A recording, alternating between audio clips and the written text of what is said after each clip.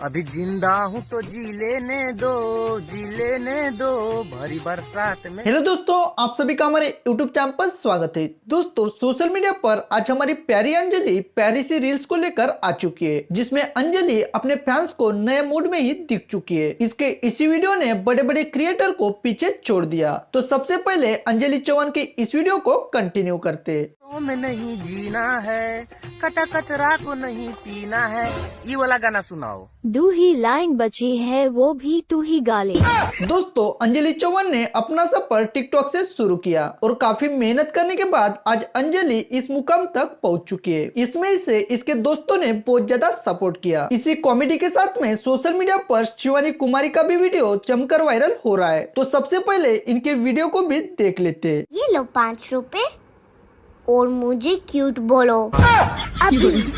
आपको शिवानी कुमारी के साथ में अंजलि चौहान का वीडियो कैसा लगा और कितना एंजॉय किया आपने इनके इस डांस को, ये हमारे कमेंट्स बॉक्स में जरूर बताएं। और इसी तरह नए नए वीडियो देखने के लिए हमारे चैनल को सब्सक्राइब जरूर करें। धन्यवाद।